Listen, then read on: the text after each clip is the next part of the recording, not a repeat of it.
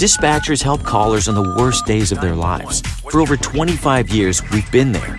A silent partner in millions of calls thanks to our redundant and diverse networks that ensure call delivery. Today, cities are bigger, traffic more congested, and the challenge is more complex. But you're never alone, because InDigital is quietly improving, implementing, and driving the next generation of 911, so you're supported in every situation. Make the switch at indigital.net. Have you ever met a 911 professional and asked, what's the worst call you've ever taken? Well, here's your answer. I heard your last breath the night you flipped your four-wheeler. I tried to call you the day you committed suicide by driving your car into a tree. Blue face, cold to the touch. I helped you with CPR after you found your infant face down, not breathing. It messed me up. I did everything I could, but it wasn't enough. You were with me from the beginning, Grandma. 27 years later, I took the 911 call when you died. How fitting to be there for me in the beginning, and I was there for you in the end. I miss you, Grandma.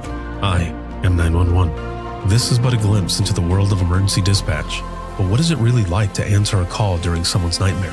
What is the impact on the first responder answering the call? Available on Amazon or where you purchase your favorite books and ebooks. Imagine listening. Your worst day is our everyday.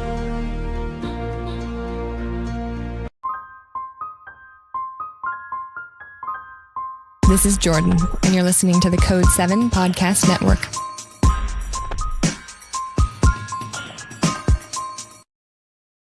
Warning. This episode contains the 3 A's of podcasting: adult content, adult language, and awesomeness. You've been warned. About a week after the storm, we were so wore out of all the amount of calls and the type of calls there is. I had one guy who was calling from New Jersey, and his voice was the most settled voice I could ever imagine. And he said, I see you guys. And it gave me chills when he said that, because I'm like, what does he mean he sees us? Yeah. And he's like, I see you guys are working nonstop. You're there for your community. He said, we see you guys out here. And I just wanted to call and tell you that we're praying for you guys, and that your town is going to come back better than it was before. Wow.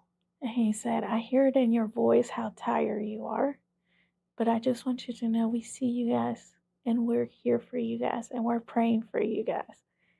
And to hear that in the midst of a very long day, and then hear this guy telling you this, was like, wow, that's the refuel I needed. Right, yes, yeah.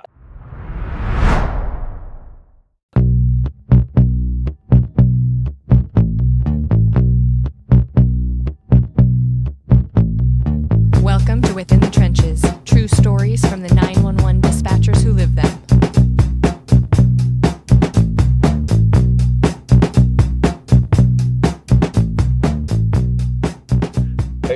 This is Ricardo with the Code 7 Podcast Network, and this is Within the Trenches, true stories from the 911 dispatchers who live them. Yeah, that's right. Yeah. It has been a day. There's been a lot of stuff going on this week, and I was driving over here where I'm at right now. I'm currently out at Buncombe County Public Safety. I got it. Yes. I got it.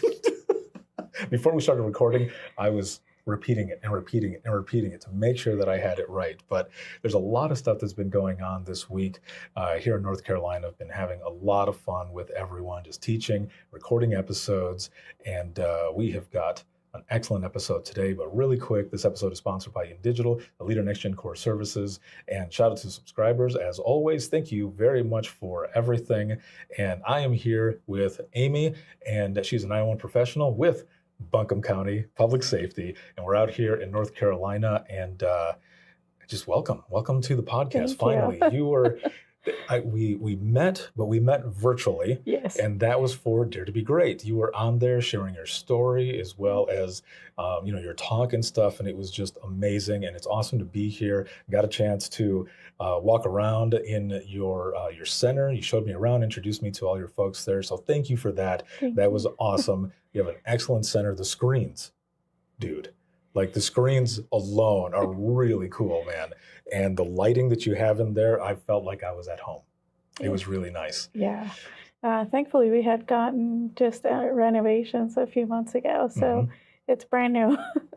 Well, so those things are brand new, but I will say also that when I was pulling up here, I was talking to my sister, and I told her, I said, I don't know if I'm at the right place or not, because it looks like I'm coming up to a castle of some sort. I don't know. So for those who are watching and listening, kind of explain the outside of the place and what this place used to be. Yeah. So it does look like a castle. We call it the castle. It used to be like an elderly people retirement place. Yeah. And so it has hold a lot of different stories. I don't know exactly how old the building is, but it is pretty old. And from what you were telling me, it's very possible that it's haunted as well. Possibly. Yeah. I mean, when you see it from the outside and the glow of the light, especially at night, I was like, oh, I don't know what's going on here. It's like, this is, but it's really cool. It's really cool. Yeah, it is really cool and everything. And I'm happy to be here with you and just to hear more about your story. So how did you get into public safety to begin with?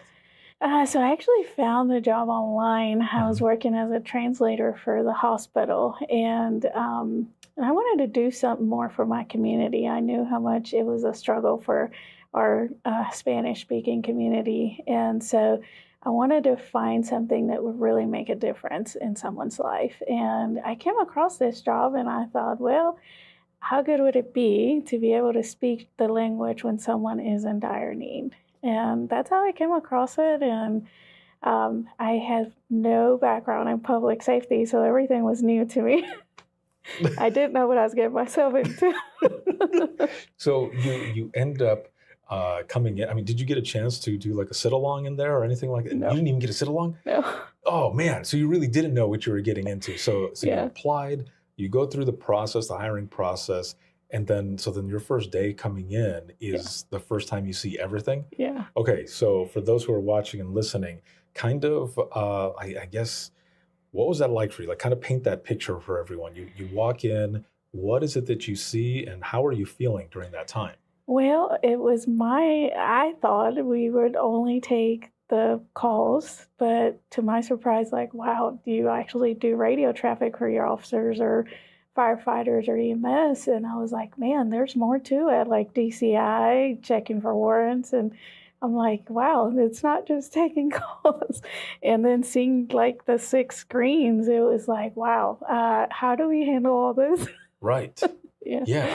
So did you feel overwhelmed at all? Or did you have that question that a lot of us have sometimes in this profession of, can I do this? Yeah, for sure. Because I mean, I had never done it before. And it was the first time that I was actually getting to know the culture, the type of calls they were receiving, and then how some of my peers would have to handle the call and then radio traffic. So you kind of get the double whammy in dispatch because you're getting the call and then you're hearing your officers when they get on scene developing the call. And so I was very impressed, but I also, something really clicked when I was in there. I was like, if someone is, let's say having a heart attack and they speak Spanish, how long does it take to get language line on the line? Every second counts. Right. And so then I knew, like, man, God made it for me to be here for a reason. And when every second counts, it has been an incredible journey. Do you feel like it got into your blood rather quickly? Like you were in and you were looking around, you started doing things, you have that realization as well, and you're like, I'm where I'm supposed to be. Yes, that. And I was young then. I was 25 when I first started. And you have that thrive of, I can do it all. I want to do it all. Yeah. And so, I was very outgoing with wanting to take calls and learn. And so I was very impressed in the amount of work and how quickly my coworkers would work throughout the day and taking the calls and stuff. So, yeah. Oh man. So how long was the training process then? I would say probably about 4 to 5 months, and I trained on call taking. I was with the DACA program at first, and I could not do DCI. So then I became just a call taker for the first 4 years until I got my citizenship. And then I started training for dispatch, which I got 2 days, and then got released to just dispatching. And Wait, what? yeah. Well, I mean, think about it. I had been in it for 4 years within the room. That's I had heard it. Yeah. So I kind of knew, and I like to observe my coworkers. And so I kind of knew, already what to do. I just had to learn the 10 codes and clearance codes, and everything else just came natural. Were you nervous at all when it was finally your turn? You're like, I've been observing this whole time, and now it's my turn to do this. At first I was, but I was also excited because it was something new. And I knew that I was also going to be able to do more stuff, because it's hard sitting as a call taker watching your peers be overwhelmed and you can't help them. Right. And after I became a dispatcher, then I was able to do it with them and help them get through the day. That's and when awesome. we would get busy. So when it was finally your turn to be, also taking these calls and everything else, do you remember your first call, or maybe some of those earlier calls that you were taking at the time? I do. At the time, my hardest call, I think I had been released for like maybe a week, and I had a child caller, and he called 911, and he said, my mom had been shot and my 2 siblings had been shot, and he hung up. That's all we got. No address, no nothing. So my instinct was, keep calling back till I get it back. I need to find out where he is. I call back. On the 3rd time I call back, he finally answered again. And, sometimes we're like praying that it's not that, but once he started describing what he had seen and what had happened, we already had units en route in fire and EMS, and he said, my mom had been shot and she's gone. My brother and my sister were shot and they're gone, and my brother is shot. And you could hear in the background the screams of his brother injured and his younger sibling standing with him. And it took us, as a dispatcher, every minute feels like an eternity. Right. Yes. No, I agree. And I thought it felt like I was with him on the phone for maybe 30 minutes, which it wasn't. It was, maybe 5 minutes. And then at one point, I remember in training, my trainer had said that the children caller could be hard, but they're also the ones that give you the most information. Yes. And I learned that day that was true. But I had to speak with the child at the same level as they were, speaking to them like they were my friend, or I was with them in a way that was caring. And that's how I got him to calm down. And he was stressed out, yes, because of the situation. But he was very calm, miraculously. Like you could understand everything he was saying. And then I would ask him, to give me a person's name and vehicle description, and I got everything. I would ask him, and then at one point he said he's coming back. And my worst fear was, oh man, am I going to hear this while I'm on the phone with him? And luckily it was one of our officers. And until I heard the officer next to him, he yelled out, "I want my mommy." And that was the last of the call. When I disconnected with him. And we were so busy that day. It was just dropping that call and going to the next one. Jeez. Yeah.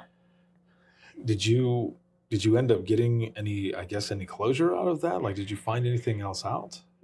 Well, we knew that his mom and 2 siblings were deceased at the time, and his brother survived.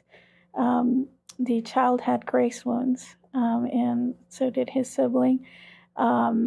We actually attended the funeral for his mom and 2 siblings. My manager went with me to see them, and it was very, very heart-wrenching to see, that a child had to endure such pain. So, yeah. Those are probably some of the hardest calls. Yes. Especially when it has to do with children, because they're just innocent, Yes, they are. And but you're right. and with your realization and everything that they are the best callers. Yes. And it's because, they're used to following or listening to adults and everything else. But when you get an adult that calls in, it just it goes all out. Yeah. Yeah. It's a sure. little bit harder to get them to answer some questions or whichever. So it's an interesting profession. It is.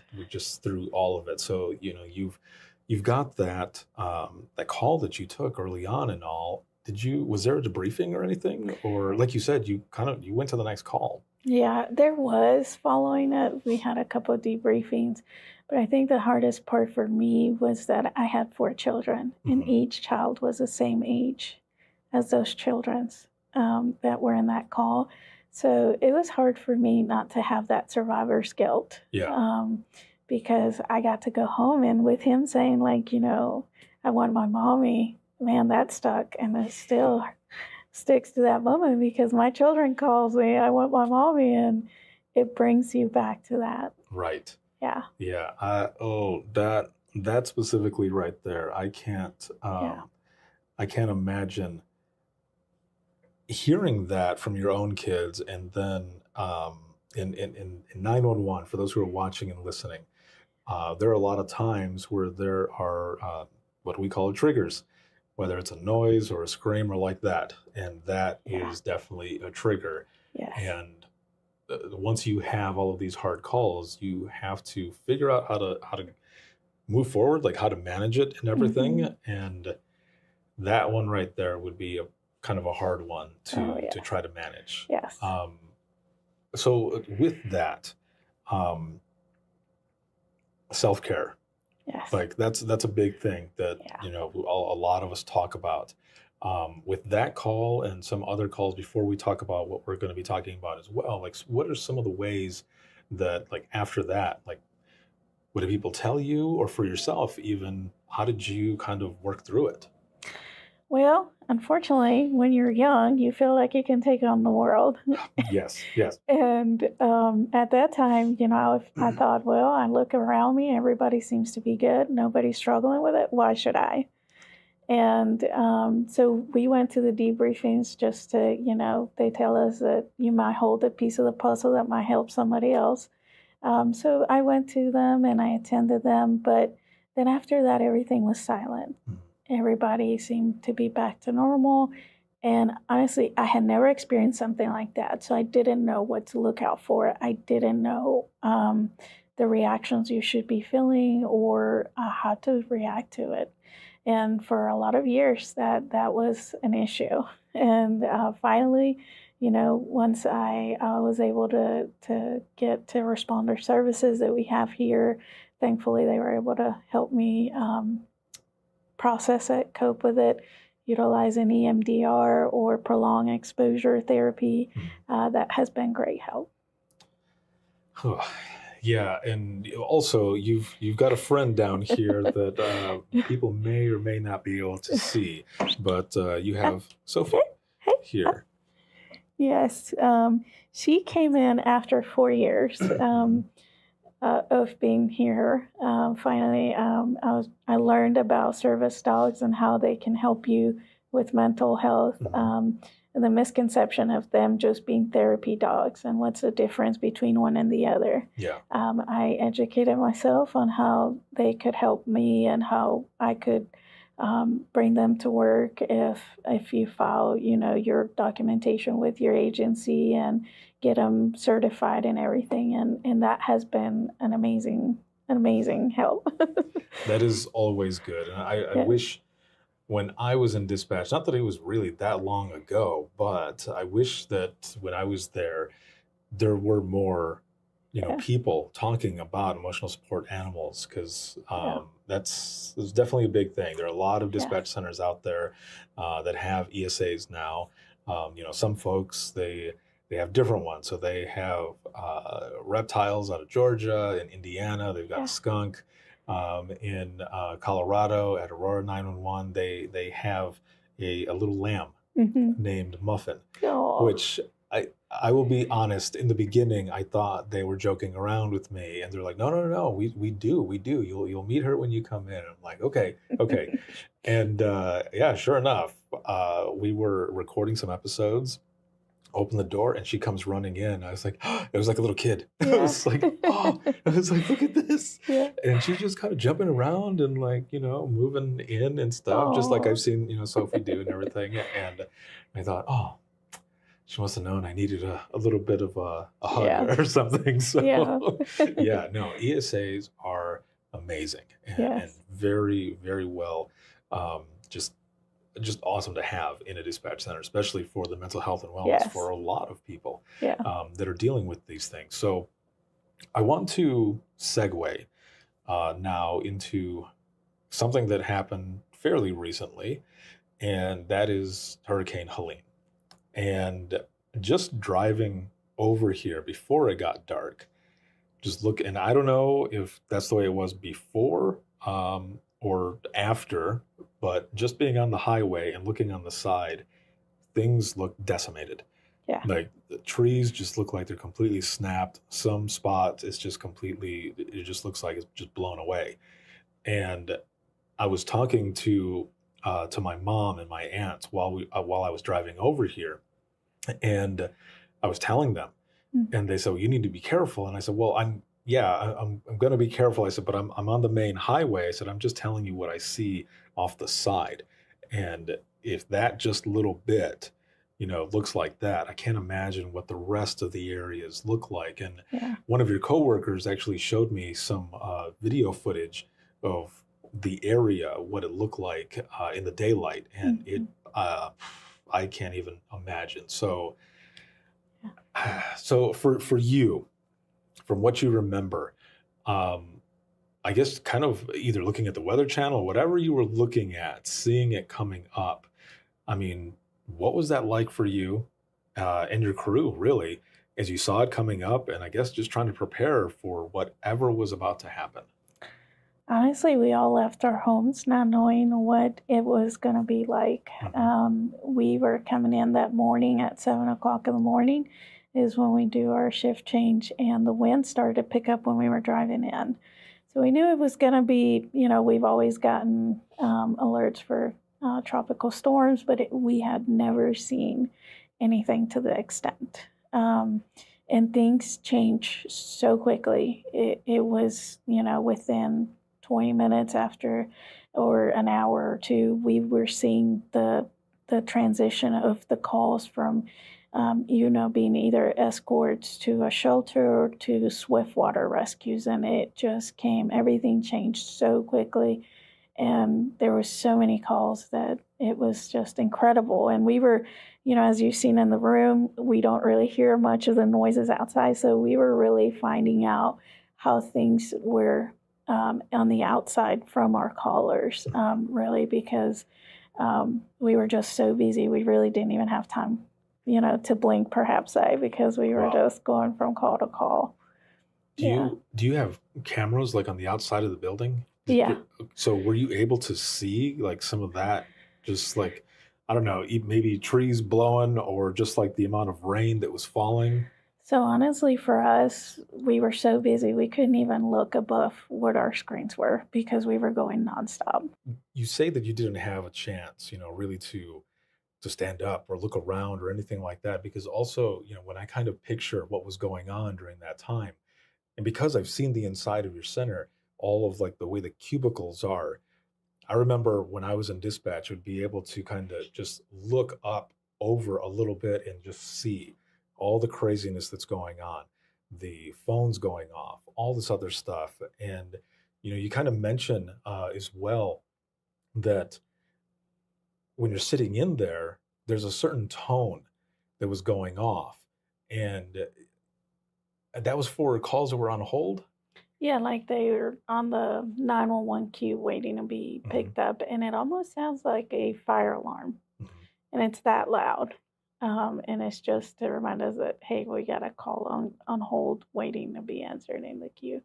And so we were just so overwhelmed with calls that it was also overflowing to other agencies that were helping us answer them.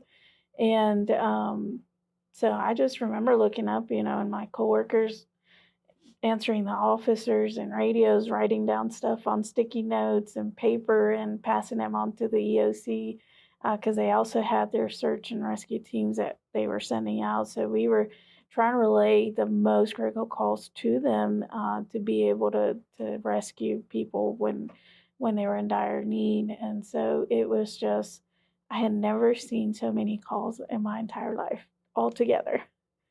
I can't imagine going through that, everything that you're hearing. So on top of that tone going off, what else are you seeing? Is it just you dialed in to your screen and like you don't even see anybody else or anything what's going on with the amount of people who are working at the time? Or, I mean, can you hear like everyone else's conversations at the same time? Or are you just so dialed in that it's just you and your station? Believe it or not, during it, I was so dialed in, but when it came down to like a really critical, like a person is floating down the river, it like almost like where's this happening, right? Or if it was someone trapped in a vehicle or somewhere, it was like it would catch our attention immediately. Right. And that's when we would look up to try to find out, is this a duplicate call, or do we have somebody in route? And so those were kind of like the reminders or wake up calls during it to bring us, being focused on our own and answering our calls, to also room awareness of what was going on around us as well. I can't, just now with what you said, I can't even imagine taking a phone call or hearing someone else take a phone call and you hear them, it just happened to kind of cut through, right? Everything else that's going on, the chaos that's going on in there. But for someone to say, someone has seen a floating body going by, or just something to that effect. I mean, that alone, just hearing you say that is pretty trippy. Like, Yeah. I can't even imagine. There's so many calls, right, that we take, and even let's just say, for example, like a drowning or something. Mm-hmm. It doesn't happen all the time, but I can only imagine with something like this that was going on, and someone saying there's a body floating by. I mean, as you said, you hear it and you're trying to see, is this the same call? Is it another call? Yeah. Is it more and more people Yeah. that are seeing this one person, or Yeah. multiple people? Like I can't even fathom that whole situation. Yeah, and at some point, we would have callers seeing like someone hanging onto a tree or a sign. We had some children as well, like they were holding onto a street sign. Then you hear the officers trying to get to them before they get swept away because the waters were moving so quickly. And so you go from your call to transition into your radio traffic, and you're following the whole thing. And you can only hope, like, we hold our breaths tight to until we hear them. Like, luckily they were able to rescue both children, and we were all just sighed in relief, like, well, okay, let's move on to the next one, Right. and to the next one. And that's just how it was. Do you, for that moment, do you cheer, or is it like, do you cheer in your head, or is it like, we got one, and you just continue going, or is it just, you just hear it and it's in the back of your mind, and you just have that, like you said, that like that sense of relief?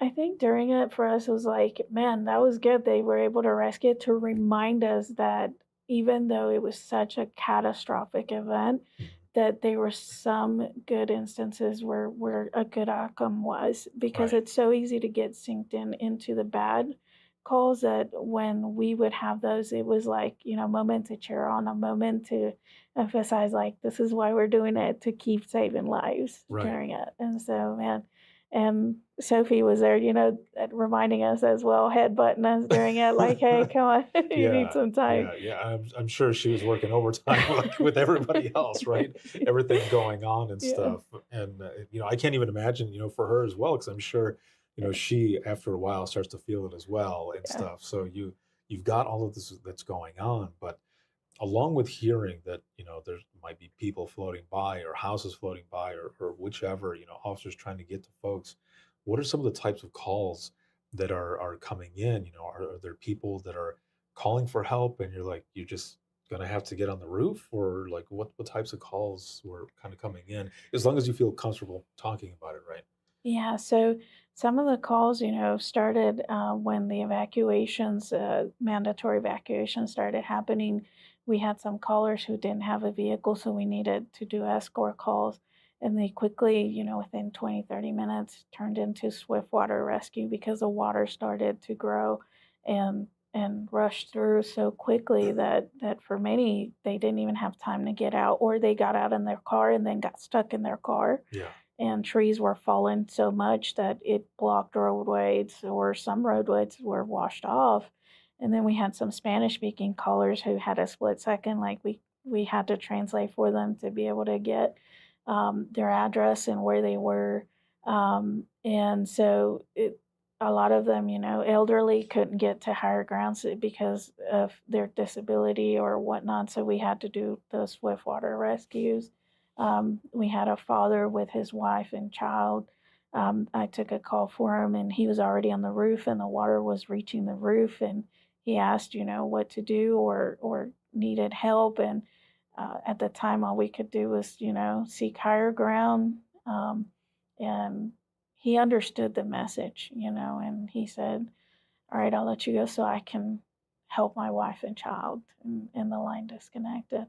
And so those were some of the hardest ones, and then leaving work to be able to see all the destruction and, going out to my son's school, that a lot of the trailers and stuff were washed into his school. And so it was one of the hardest things to be able to live in person, hear it, and then live it in person. Right. Was hard. So, we kind of talk about that chaos that's going on. At one point, cell service just kind of ceases to exist. Yeah. And where you were probably hearing all of this stuff, now it might just be like nothing is going on, and almost an eerie feeling as well.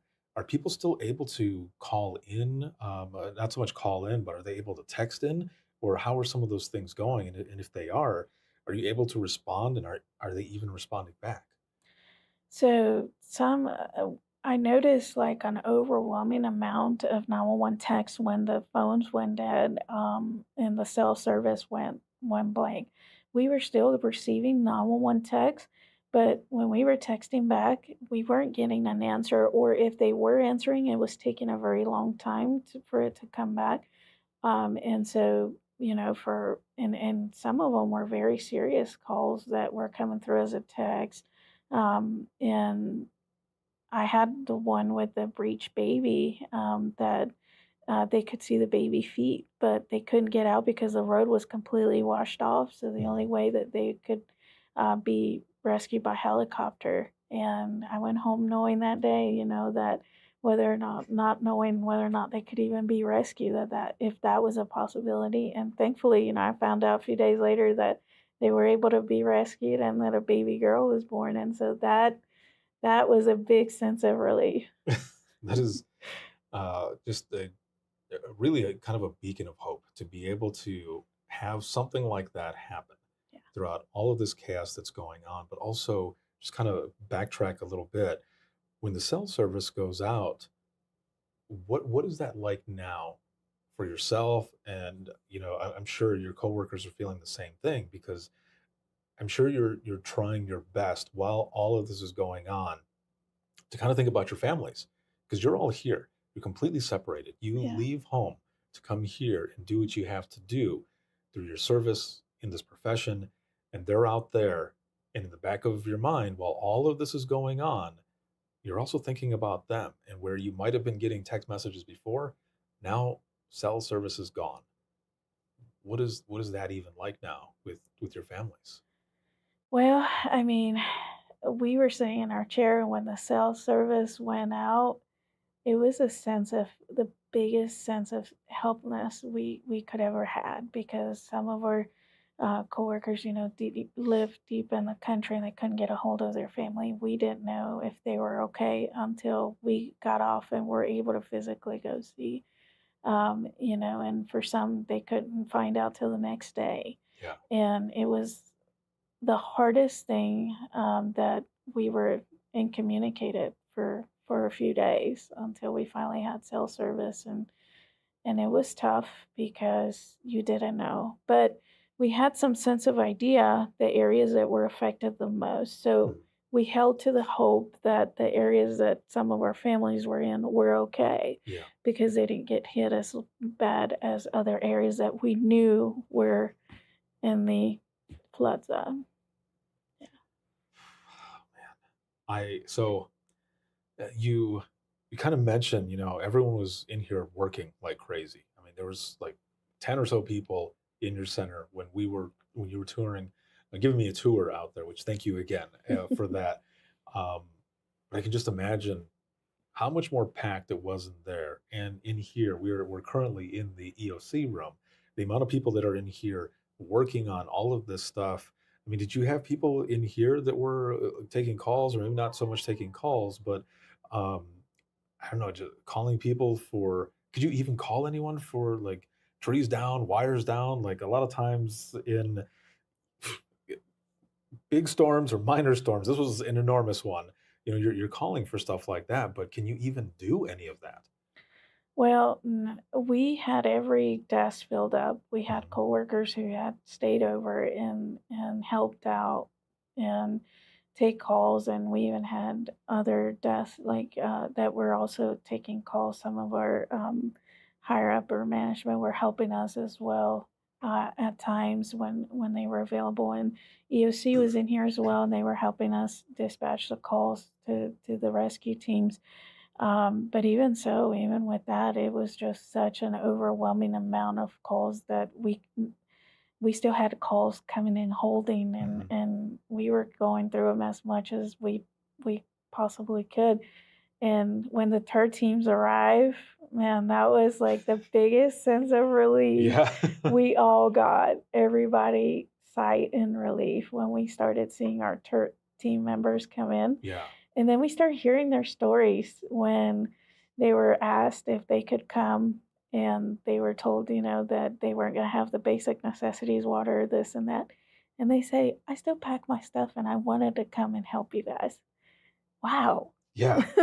Makes you fall in love with your job even more, Right. because who does that except a family member that is willing to be there for you? Right. Yes. Exactly. Yeah. That is amazing.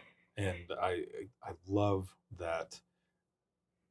Just the way you said it, it was just that, like, oh, the cavalry has arrived. Yes, Like, yes, yes, so we've that's got how it backup. felt. Like, people are coming and stuff. Yeah. So, you're working 16, maybe in 18 hours, however much you were working. And just to kind of paint the picture for everyone who's watching and listening, when you walk out of this building, you can look out and see mountain area, but also kind of looking down at the rest of, shops or whatever that's there. So when you walk out after enduring this chaos, what do you see? I mean, is it nighttime? Is it daytime? And I mean, just how are you feeling and what are you seeing? Is it that sense of like, holy crap, we just went through all of that? But what was that like when you finally got to walk out to start heading home? I think it took a long time to really calm down, because even after we went out, there was so many people here. Yeah. And even going out into the streets, it was dead silence, because there was no power, there were no lights, and there was no internet, there was no cell phones. When my drive home, the streets were empty. Everything, but like people were doing lines at the grocery stores trying to get groceries, but they didn't have power, so Yeah. you couldn't get gas, you couldn't get groceries for the first 2 days. They would take cash only, and it was just such an overwhelming amount. But one of the biggest takeaway from it after I went home was that my family had an idea of what I had endured during my shift, and they were there to meet the basic needs for myself. And having them there for me when I went home was the greatest blessing, to have them and welcoming home, and knowing that it was one of the hardest days in my life, and them saying, thanks for what you do, Mom. And man, that was amazing. I can feel it from you how awesome that must have been to get there, to not only see that they were okay, but also to have that recognition and probably hugs all over the place. And it's like, welcome back home and everything. Yeah. And then, you end up having to do everything that you have to do and stuff. So how long were you at it? Like, did you have a couple days off, or was it just like for that day and then you came back the next day and you're No, just like so right back? we were working for 2 weeks straight Hmm. till we were able to be off for 7 days, but we were working for 2 weeks straight. Our normal shifts, some days were 14 hours, um, some days were 16 hours. So it really varied. Even if we wanted to go home, there was just so many of calls that we just didn't want to go home and leave any call unanswered. Right. So many of us were just, okay, we can't go because there's still someone calling, needing our help. And so we were just sticking around, just helping each other and continue on our duty. Yeah. Yeah. I think that's one of the hardest things too sometimes when you're taking a high priority call. Just as an example, taking a high priority call and someone comes in to relieve you and they might be like, "Oh, I can take it for you." And you're like, "No, like this is my call. I started it. I want to finish it," especially Yeah. because you want to make sure, that the people are okay, or that, Yeah. for anything else, like to get some sort of closure out of it. So Hmm. with this big of an incident that happened, I could just imagine the same way, but 10 times bigger, 100 times bigger, that Yeah. you don't want to leave your post. Yeah. And maybe someone was just like, whoop, like, no, Yeah. you gotta go. Like Yeah. it's time. It's okay to step away. And maybe Yeah. sometimes you just have to hear that, Yeah. it's okay to step away. Like we're here and it's time for relief. Yeah. Yeah. And that's why it's so important, like with your peers, to share, what you had experienced or what you have gone through, because it takes someone else to realize, like, hey, you need to step away, you Mhm. need to go. And when our next shift would come on, they were like, okay, we got it. We transition and switch out and whatnot. But after the third teams came on and we were able to get some time away, we were able to be away to decompress. We had to do a lot of self-care, Right. Yeah. Yeah. Were there, of course, in the midst of all this chaos and everything, things that were going on, stuff that you were hearing that you can't even imagine? You mentioned the one call, with the baby, which was a good thing. Were there any other calls that you can remember that actually were some of those good outcomes that happened with all of this that was going on? So after about a week after the storm, um, we were so wore out of all the amount of calls and the type of calls there is. I had one guy who was calling from New Jersey, Hmm. and his voice was the most settled voice I could ever imagine. And he said, I see you guys. And it gave me chills when he said that, Yeah. because I'm like, what does he mean he sees us? Yeah. And he's like, I see you guys are working nonstop. You're there for your community. He said, we see you guys out here. And I just wanted to call and tell you that we're praying for you guys, and that your town is going to come back better than it was before. Wow. And he said, I hear it in your voice how tired you are, but I just want you to know we see you guys, and we're here for you guys, and we're praying for you guys. And to hear that in the midst of a very long day, and then hear this guy telling you this, was like, wow, that's the refuel I needed. Right. Yes. Yeah. To keep going, because man, how many times can we go without being unnoticed in our profession? And for someone to take that moment to call into such a busy center during the storm and say that, it was like just the perfect call at the perfect time, because just before that call, I had taken, a recovery of a body, and it was a really hard one. And then you get that, and it was like, oh man, it gave me chills just to hear his voice, but it was such smoothing to be able to hear that calm voice Yeah. on that other side of the phone. That's amazing. Yeah. To have those moments. You've got those couple moments there, and yeah, just out of nowhere to hear that. That is, you're giving me goosebumps as well. Yeah. That's an awesome moment and a great memory that Yeah. you will have. Now, Yeah. what are some of the other good things that came out of it? Like, did the town come together? Did people come in and, bring you food, or were there like, massage type stuff, or I don't know, like was there certain things that came in where people were like, we're here for you as well, just like this gentleman who Yeah. called from out of nowhere. Were there other good things like that where people were there for you? Yeah, so we have an embedded clinician here, and she brought other clinicians that were able to offer like EMDR therapy right after the storm, a few days after. And we also had like a few acupuncture sessions. We had some chiropractors. We had some massage therapists that were just coming in right at shift change to help us have some kind of relief in some Right. shape or form. And um, and also like we had the debriefing at the beginning of this year because it just has been so much of it. And then we had our peers, everybody checking on each other. We had some peers that lost their home, and we were looking to help them in different ways.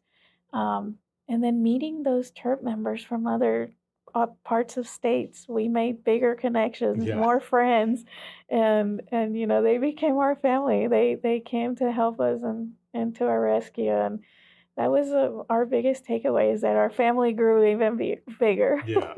Wow, I Yeah. love that.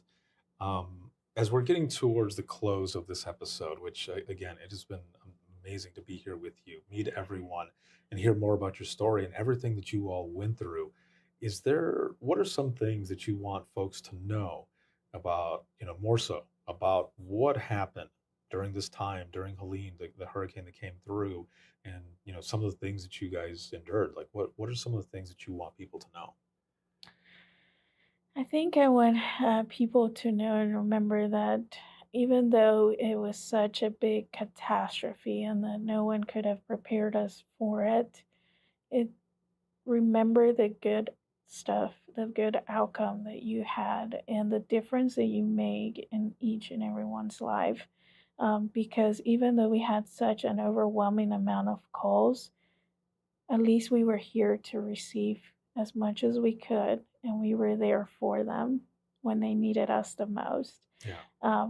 We're only humans, and we can only do so much. And so, remember, and a lot of the agencies that I've heard stories from was that remember, you're only a human being, and you were there to answer that call. No one else was. Mhm. And share your story. Be proud of what you did, and how you helped during this, because that's what's going to make you stronger, and that's what's going to help you overcome this. Don't be afraid to share what you did and what you went through, because it might help someone else who's going through the same. And that's some of the biggest takeaways we've had here is that, sharing what everyone went through, and some of the calls they've taken, because you're not alone, and it helps you feel more welcome, or having friends and sharing with your peers, because it makes a difference. Amazing. Yeah. I've got one last question for you. And as we go into the wrap up of this episode, so with the time that you've had in public safety, your experience, especially with this experience that we just talked about, and really the area is still recovering. And I'm sure a lot of you are still recovering as well, whether it be through just continued talking with each other, sharing stories, or maybe any other debriefings that end up coming up, or talking with clinicians or anything like that.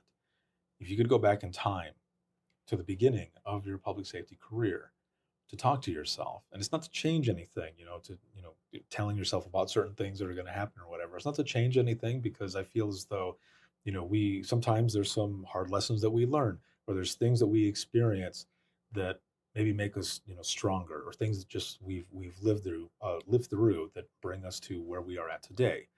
So if you could go back in time to talk to yourself, what is some advice, or what things would you say to yourself? I think the biggest thing would be to do a lot of self-care first and set yourself up for success. Build a strong foundation, and that foundation could look from, having a therapist, doing exercise, nutrition, anything you can imagine, anything that makes you feel better. In this case, having Sophie, or attend classes, peer support, to build a safety net so that even though some calls may not affect you as much as others, you have that safety net to rely on when you do need it is there for you. Perfect.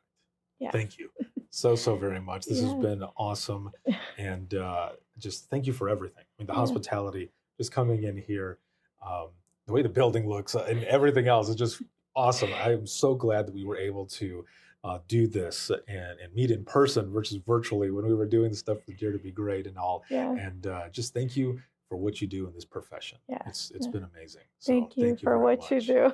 I appreciate it. It has been an amazing experience.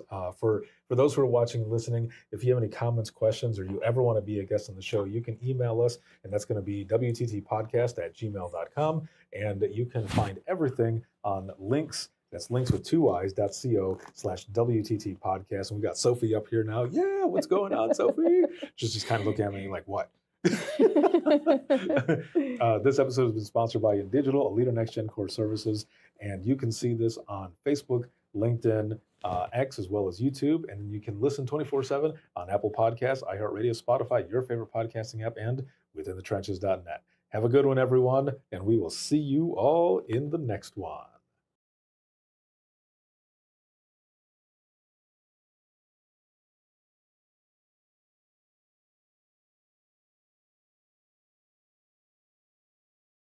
Imagine listening to someone's worst day every single day.